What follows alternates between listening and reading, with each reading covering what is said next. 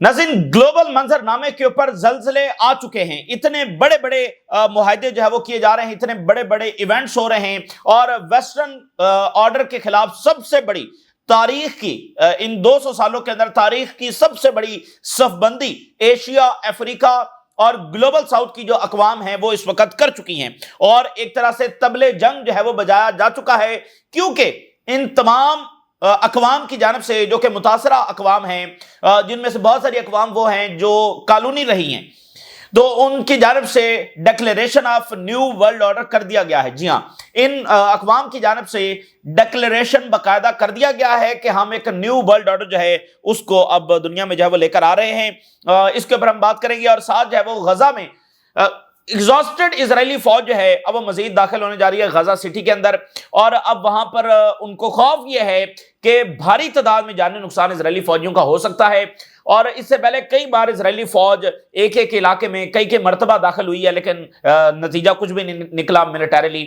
अब क्या हासिल हो जाएगा? वहां पर गजा सिटी में टनल्स और पूरा जो उनका इंफ्रास्ट्रक्चर है वो मौजूद है और रेजिस्टेंस जो है वो भरपूर तैयारी के अंदर है, तो इनको ये खतरा है कि शदीद तरीन कीमत हमें जो है वो चुकानी पड़ सकती है।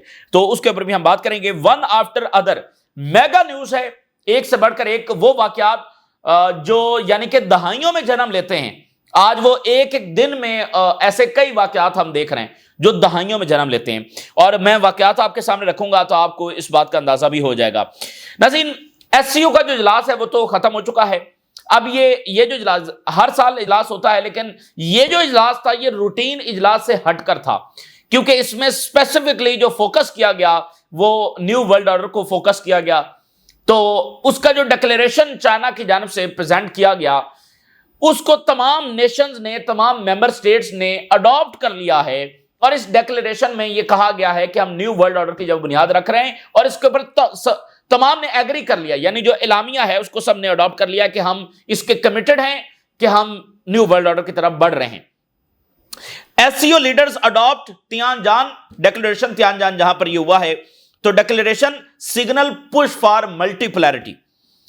एससीओ लीडर जो है उन्होंने अडॉप्ट कर लिया डिक्लेरेशन को, एलामिया के ऊपर मुत्तफिक हो गए हैं और प्लेज किया है सिक्योरिटी, इकोनॉमी और एनर्जी का डीपर कॉपरेशन एंड रिजेक्ट किया है वेस्टर्न सैंक्शंस को और promoting a multipolar global order. इसके ऊपर तमाम अकवाम जो है वो उन्होंने अपनी कमिटमेंट शो कर दी है कि अब हमारी ये कॉमन गोल है, अब ये हमारी कॉमन डेस्टिनेशन है और अब ये हमारी कॉमन वॉर है।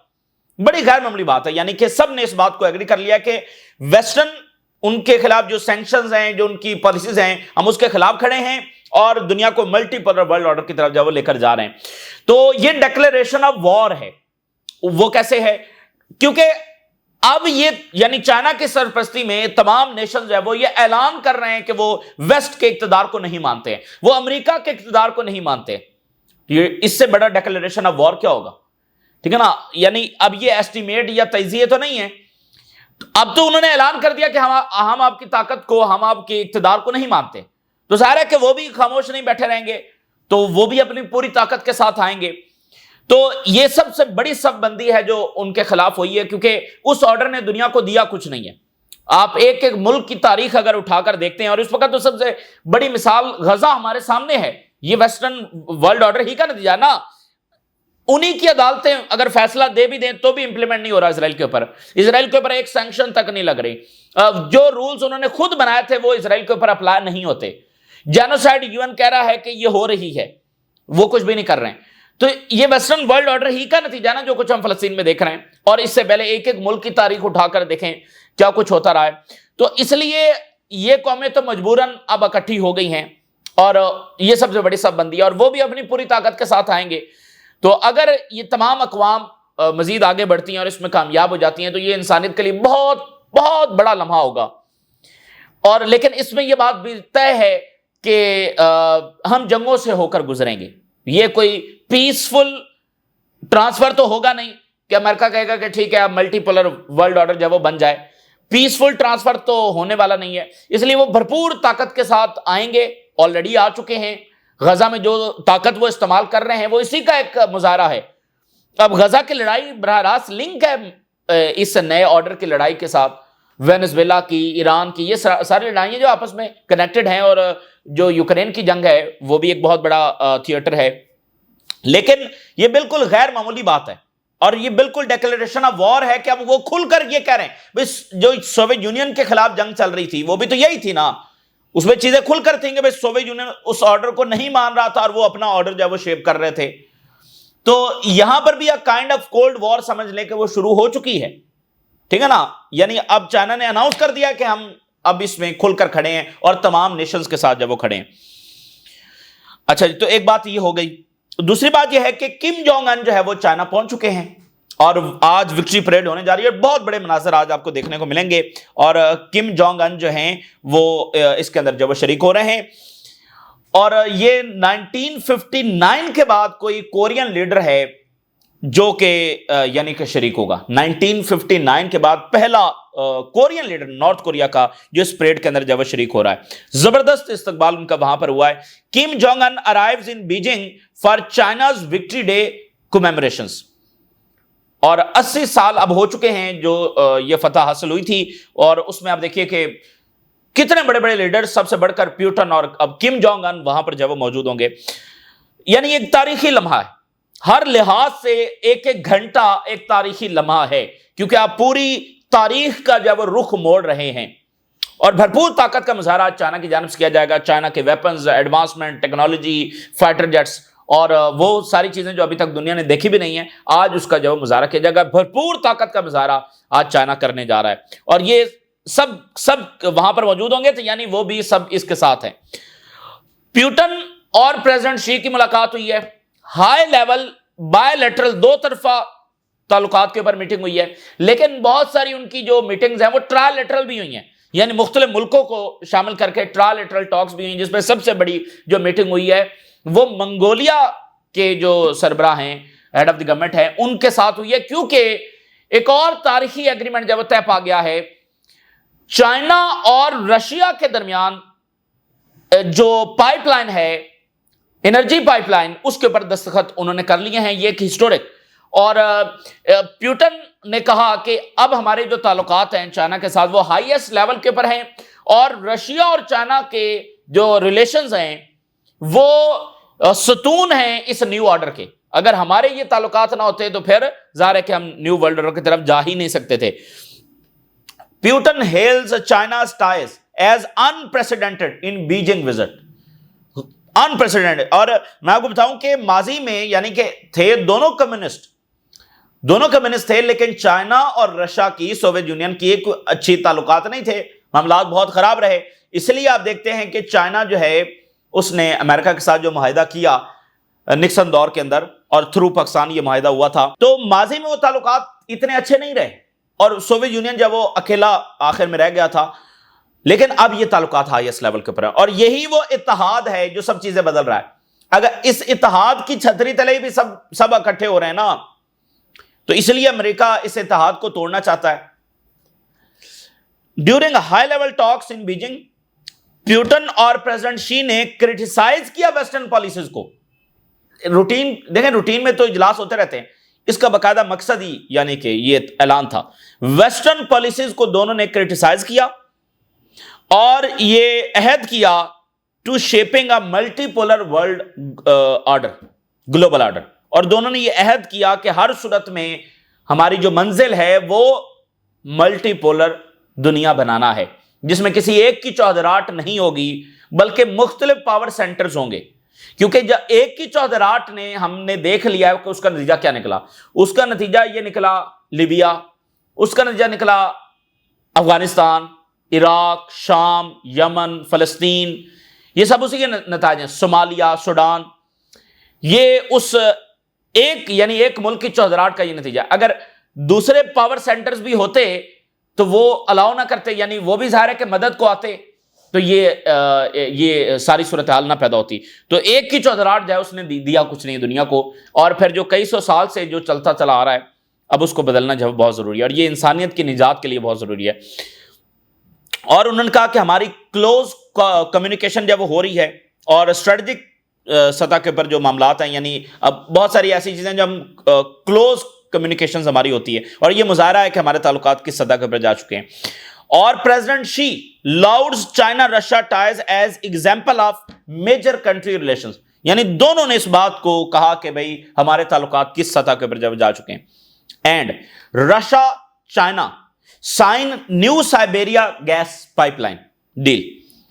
تو یہ جو ہے یہ پائپ لائن منگولیا سے ہوتے ہوئے یعنی چائنا کو جب کنیکٹ کرے گی، اور اس کی بہت زیادہ اہمیت ہے کیونکہ ایک ایک چیز ہے نا، آپ آرڈر کے لیے چھوٹی بات تو نہیں ہوتی، آپ پورے آرڈر کو بدل رہے ہیں تو چھوٹی بات نہیں ہوتی، تو اس کے لیے وہ ٹریڈ روٹس بنانا بہت ضروری ہیں، وہ انرجی پائپ لائنز بنانا بہت ضروری ہیں جو ویسٹرن سینکشن سے پاک ہوں، وہ انفلوئنس نہ کر سکیں. تو اب دیکھیے رشیا کو بہت ضرورت ہے اپنی انرجی سیل کرنے کی، اور یہ جو پائپ لائن ہے اس کی ہسٹورک اہمیت اس لیے ہے کہ یہ منگولیا سے ہو کر گزرے گی، دونوں ملک آپس میں کنیکٹ ہو رہے ہیں.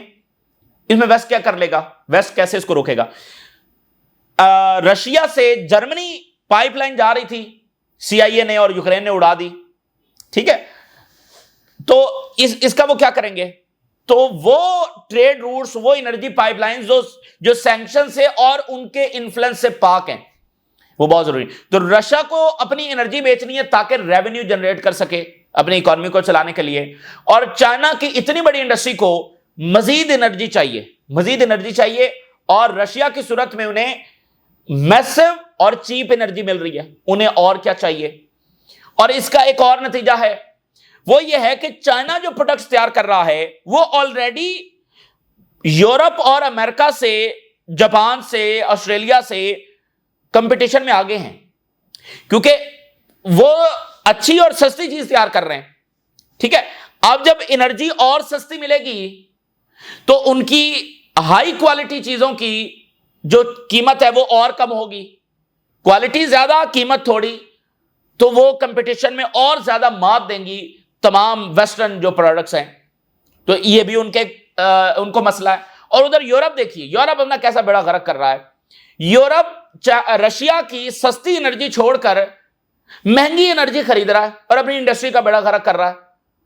وہ چونکہ انرجی مہنگی ہوگی تو جو چیز تیار ہو رہی ہے وہ مہنگی تیار ہوگی، تو جب وہ مارکیٹ میں جائے گی، ادھر چائنا کی پروڈکٹ پڑی ہوئی ہے جو ان کے برابر یا اس سے اچھی کوالٹی کی ہے لیکن قیمت ان سے ڈاؤن ہے، تو کس کو خریدا جائے گا؟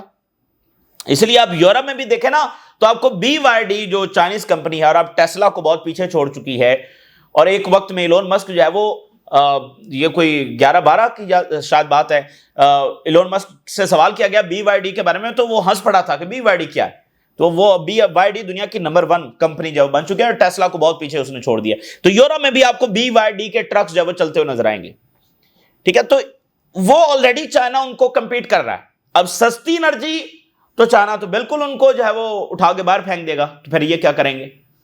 اس لیے اس کے بہت سارے پہلو ہیں، صرف یہ نہیں ہے کہ وہ ریونیو لیں گے ان کو انرجی ملے گی، اس کے آگے بھی بہت سارے پہلو ہیں.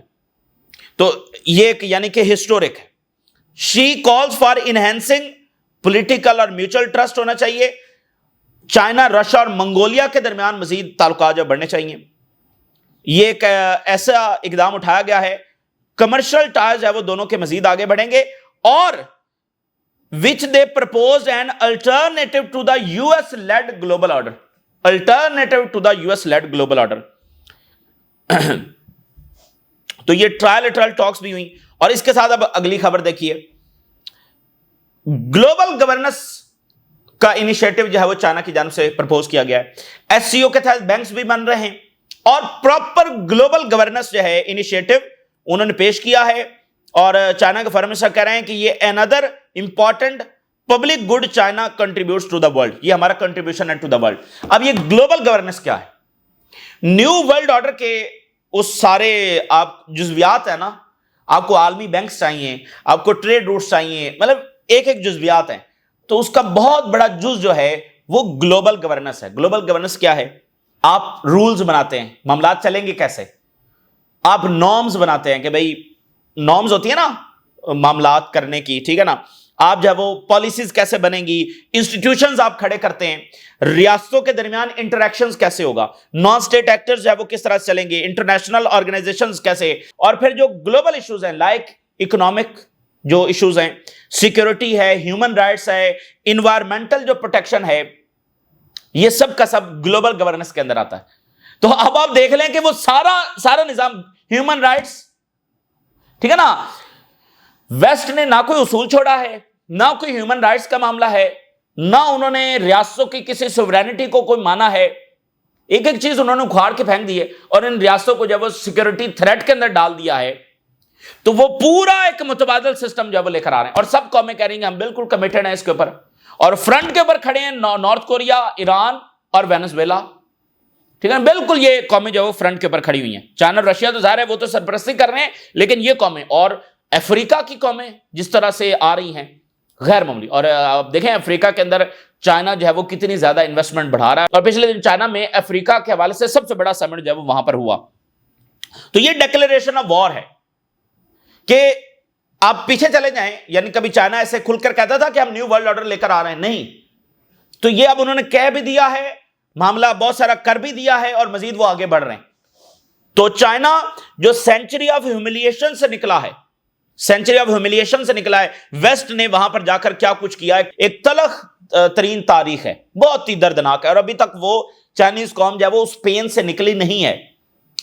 تو سینچری آف ہیوملیشن سے نکل کر، غربت سے بلین آف پیپل کو نکال کر سکسیس سٹوری، اور اب جو ہے وہ گلوبل سٹیج کے اوپر وہ اپنے آپ کو پیش کر رہے ہیں، اور پوری تیاری کے ساتھ وہ آئے ہیں۔ ایسا نہیں ہوا کہ چائنا ایک دن اٹھا اور اس نے کہا کہ ہم نیو ورلڈ آرڈر لے کر آئیں گے، پوری تیاری کے ساتھ جو ہے وہ یہاں پر گلوبل سٹیج کے اوپر انہوں نے اپنے آپ کو پیش کیا ہے، ٹھیک ہے۔ تو ابھی راستہ لمبا ہے، امریکہ اپنی پوری طاقت کے ساتھ آئے گا، ایک کے بعد ایک ملک کے اوپر حملے ہوں گے، جنگیں ہوں گی، بہت کچھ ہوگا، جیسے کولڈ وار میں ہوا ہے۔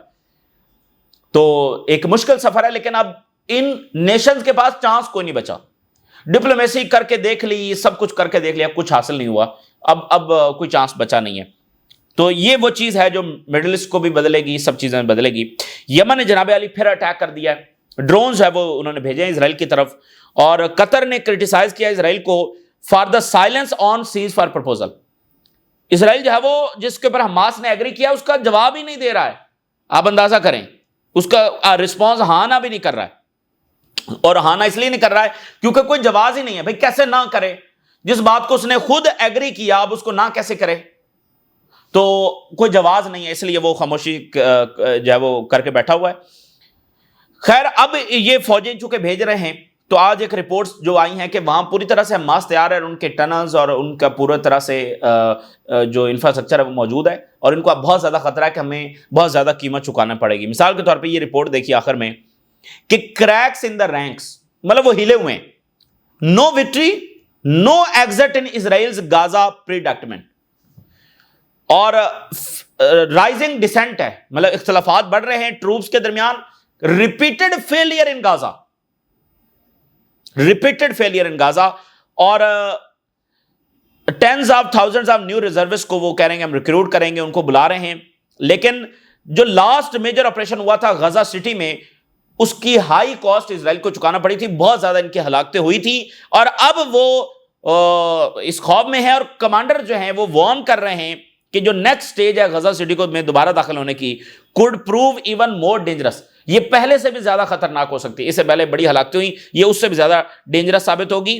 اور غزہ سٹی کا جو ڈینسلی اربن ٹرین ہے، یعنی ایریا نا بہت زیادہ یعنی ڈینسلی پاپولیٹڈ ہے، اور واسٹ ٹنلز نیٹ ورک ہے، پوری طرح سے ٹنل نیٹ ورک حماس کا یہاں پر موجود ہے، high rise buildings of Gaza city, اور یہ فرمیڈیبل گراؤنڈ ہے، بیٹل گراؤنڈ ہے، فرمیڈیبل، کہ اس کو تسخیر کرنا بڑا مشکل ہوگا، اور حماس کو یہاں پر کئی مہینے حاصل ہو گئے کہ وہ اپنی طاقت کو یہاں پر اور بڑھائیں، اور یہاں پر انہوں نے پتہ نہیں کہاں کہاں جب وہ ایکسپلوسیو ڈیوائسز جب وہ لگا رکھی ہیں، بوبی ٹریپڈ بلڈنگز انہوں نے کر رکھی ہیں، اور ٹنلز ان کی موجود ہیں، اور سنائپرز انہوں نے ڈپلائی کر رکھے ہیں پتہ نہیں کہاں کہاں پر، اینٹی ٹینک یونٹس اکراس جو ہے غزہ سٹی وہ ان کے ڈپلائڈ ہیں، اور لائکلی کمبیٹ زونز۔ تو ان کو اب خطرہ یہ ہے کہ اتنی تیاری کے ساتھ حماس جب وہاں پر بیٹھا ہوا ہے، اور ٹنلز اور سنائپرز اور ایکسپلوسیو ڈیوائسز اور اینٹی ٹینک یونٹس، تو ہم جو ہی اب دیکھیں نا زیتون میں یہ گئے ہیں، کوئی حد ہوتی ہے، کوئی ذلت کی بھی حد ہوتی ہے جو اسرائیل کو، اور عبرتناک شکست اور بے بسی کی بھی کوئی حد ہوتی ہے جو مڈل ایسٹ کے مالک بے بس اور بے حس بن کر بیٹھے ہوئے ہیں۔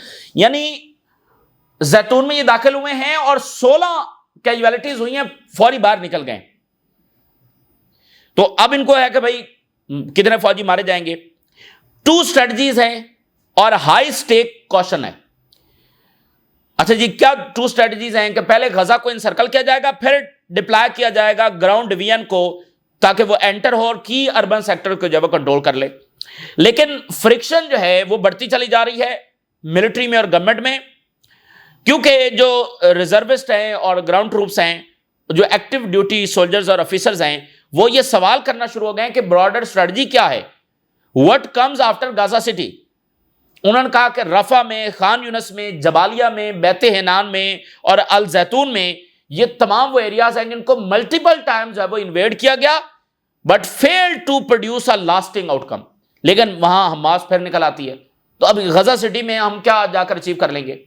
इससे पहले भी गजा सिटी में जाकर ऐलान फतह ही किया गया था। N elusive image of victory, वो कह रहे हैं कि री एंटरिंग जो गजा सिटी है उसके ऊपर डाउट्स मजीद बढ़ते चले जा रहे हैं। क्या ये ऑपरेशन कोई बड़ी तब्दीली on the broader course of war में लेकर आ सकेगा? क्योंकि दिसंबर 2023 में यहां पर इजरायली फौज ने पैलेस्टीनियन स्क्वायर के ऊपर जो है वो जाकर ऐलान किया था कि हमने जो वो बड़ी फतह यहां पर हासिल कर ली है, और मीडिया ने उसको सिंबल ऑफ विक्ट्री बताया था। और उसके कुछ ही दिनों के बाद इन्होंने शिफा हॉस्पिटल के ऊपर बॉम्बिंग की थी। इसको भी इजराइल ने अपने लिए एक माइलस्टोन जो है डिक्लेयर किया था। But such displays fail to produce long promised image of victory. लेकिन ये तमाम चीजें भी वो डिक्लेयर्ड विक्ट्री जो है वो हासिल नहीं हो सकी। बाद में सारी चीजें जो है वो खुलकर सामने आ गई। तो ये रियलिटी है, और यानी कि वो अब इस खौफ में है। ज़ाहिर है कि नेतन्याहू को ये चीज भी नहीं रोक सकेगी, क्योंकि मैंने आपको बताया कि जो एक्सट्रीमिस्ट आइडियोलॉजी ड्रिवन जो इस तरह की कॉलोनीज बनती हैं वो उसी तरीके से अपना जारी रखती हैं रियलिटीज को देखे बगैर। तो ये है उसका रिजल्ट। अगर इनके मजीद 400, 500, 200, 300 फौजी मारे गए तो फिर आप देखें इनके साथ क्या होगा।